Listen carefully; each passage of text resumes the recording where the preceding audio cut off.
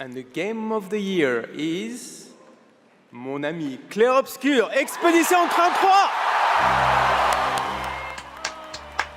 Well deserved to win, well deserved to win. Boo! What? This game sucks! Dude, I hate your game! Really? I thought it was Did that look familiar to you? My perspective, that was how everyone reacted when Expedition 33 won the Game of the Year. I'm here to answer the question. Did Clair-Obscur Expedition 33 really deserve all of its awards? Yes. This is a very subjective question, but in my opinion, Expedition 33 deserved its awards easily. It's not even a question. If you don't know, the concept of Expedition 33 is essentially that there's this big deity named the Paintress who writes a number on the monolith every year. And every year, that number, that age of people and anyone older dies. We start the game when the number 33 is drawn. And we are Expedition 33, trying to go out and stop the Paintress before she writes the next number and another year of people dies. Today, I just wanted to hop on here for a little bit to talk about why I love the game so much and why if you don't like the game, I'm 95% sure it's because you haven't played it. The discourse online around the time that the Game Awards came out was a lot of people saying that no game could possibly deserve 9 awards. I would like to say that that is false. Every person I've seen hating on this game hasn't played it. Flat out. I have not seen a single person hate on this game that has actually played the game. And I bet you are watching this right now, you little pessimistic booger face. And you are like, Expedition 33 didn't even deserve the awards. But you haven't even played the game. Name one character. That's what I freaking thought. Sorry, I'm getting really heated today. I don't know what it is. I started this game before the Game Awards, and I finished it after the Game Awards. So I think I have a pretty unique perspective. Because when I watched the Game Awards, I had not seen the full game. I had not seen the ending. I had not seen the twists. I had not seen everything the game had to offer. And yet, I was still so happy it won. Act 1 on its own is amazing. It has these beautiful characters, these beautiful worlds, amazing story, amazing themes. The ending of Act 1 is heartbreaking. It made me cry. And that was just Act 1. There are 3 acts. Spoiler, kinda. In my personal opinion, I think the response being so negative to this game winning this much is because most people played the first act. The first act is an amazing game, but if it was just the first act, it would not have deserved all these awards. The story is not super unique if you just play the first act, but if you play Act 2 and 3, you will understand why it got this reaction, why it got the response it did, and why it deserved its awards. I'm gonna get into spoilers here, so if you haven't played the game, go play the game unless you don't care, then keep watching. Act 1 ends with what we thought was the protagonist of the game dying. Not like accidental dying, not something you can miss. His character dies, gone from the story. I was in denial about his death from the end of Act 1 to the rest of the game. First of all, they got Charlie Cox, the actor behind Daredevil, to play his voice. And also, he was built up as the main protagonist. He's on all of the posters. His name is plastered on everything. Charlie Cox was nominated for an award, and he dies. Not even halfway into the game. We don't even see him again until the very, very end. Kinda, maybe, if you get one of the endings. This was such a subversion of the typical cliche of, oh, all these people have died before us, but we're gonna go and we're gonna survive. We're gonna do it. Nope, he dies. It really ups the stakes. It shows you what they're fighting against, who they're fighting against, and that was a crazy twist. In my opinion, that already elevates it to another level. But moving on, Act 2 ends with a crazy reveal that nothing has been real. The character Verso, played by Ben Starr, who's a huge character and becomes the main protagonist after Gustav dies. He essentially created the whole world, and we find out that he's dead. There's a lot of stuff here, and I'm not going to explain it all, but the twist had my mouth agape. But it didn't make me mad. It actually made sense. The art of the world and the story and the dialogue that were hinting at this completely validated the idea that this was all a painting, except for one character, Mayel. She is later revealed to be the protagonist of the game. Not Gustav, not Verso, Mayel. I'm just thinking about when I beat that part of the game and how shocked I was. It made me like it more because no matter what ending you have, no matter who survives, you grieve these characters because they're not really real. The whole game is about grief and loss. You see that from the very beginning. The setup of having the Paintress write this number and having someone close to our protagonist die in the first couple minutes of the game really sets up the tone for grief and loss. And the stages of grief, the denial, anger, everything.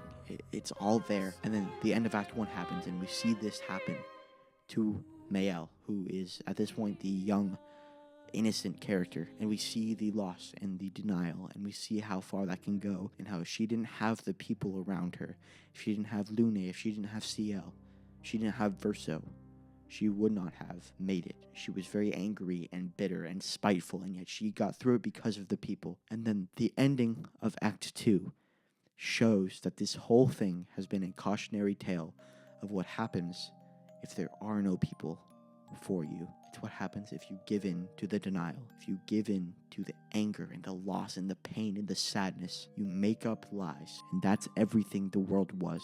All of the characters we met, Gustave, Lune, Ciel, Monoko, and of course Eskie, all of them were lies. Paintings, fabrications, bits of imagination that got left behind because a mother could not grieve and move on from the death of her son, Verso. I've heard some critique that the plot twist at the end of Act 2 ruins the story because everything we've had beforehand was leading up to destroying the paintress. And once you learn that it was all fake and all a painting, you can no longer get that. But in my opinion, it perfectly aligned and showed the themes of the game and how beautiful they are, because grief can lead to really bad things. The paintress is not a good person. I don't actually remember her name.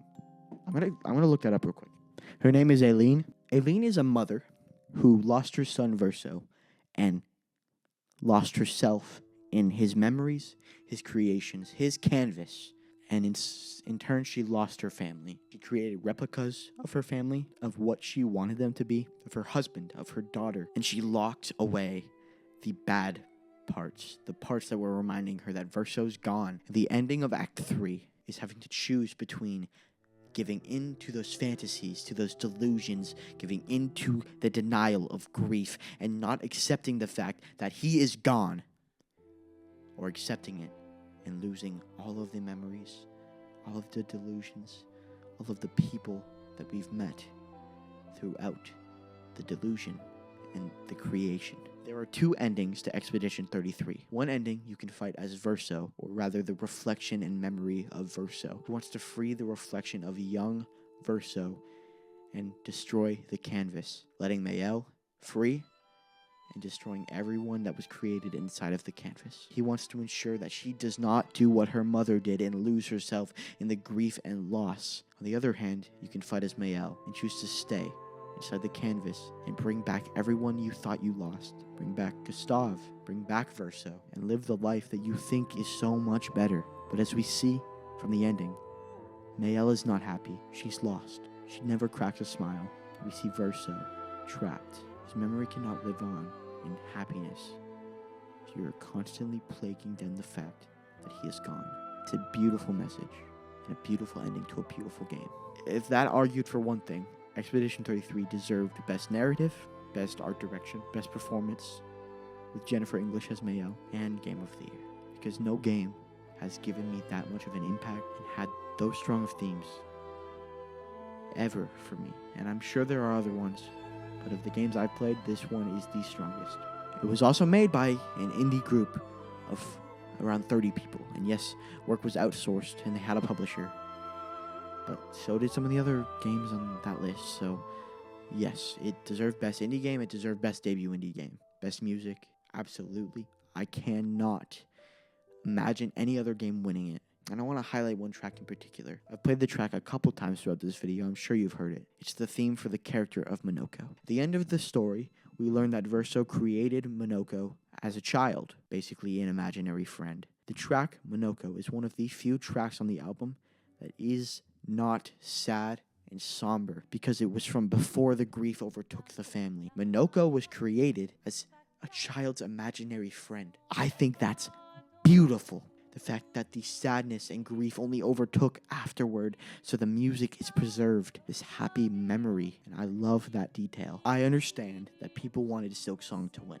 I also understand that Silksong is not nearly as impactful of a story or game as Expedition 33. If you haven't played this game and you are hating on it, saying that it did not deserve its awards, I beg of you, please play it. I haven't even touched on the gameplay, which is, well, reminiscent of a bunch of other titles. It's unique in its own way and has these beautiful visuals that go along with it. And I'm not as good at talking about gameplay as I am stories. I'm a film major. I talk about stories. But the gameplay is great. I love Expedition 33. I love the moral and the lesson that you have to let your loved ones go. I promise you, Expedition 33 deserved every single one of its awards, and I'm so happy that it got them. Expedition 33 is great. It's perfect, no notes, amazing game. And if this video didn't prove it to you, I don't know what will. Play the game. And I promise you will understand it's amazing. I don't know how long this video is. I don't know if it's long enough. I don't know if it's too long. But either way, I'm glad I made it. I believe that this game had way too much discourse and way too many people that didn't play it commenting on it. If you've played this whole game and you still don't think it deserved it, please let me know, because I would love to hear that perspective. I have not heard that perspective ever. I don't think that perspective exists, but if it does, please let me know in the comments. I would love to talk with you. I would love to hear why you think this didn't deserve it. I cannot imagine another game getting these titles. Thank you so much for watching. I'll be back soon with another video, and yeah.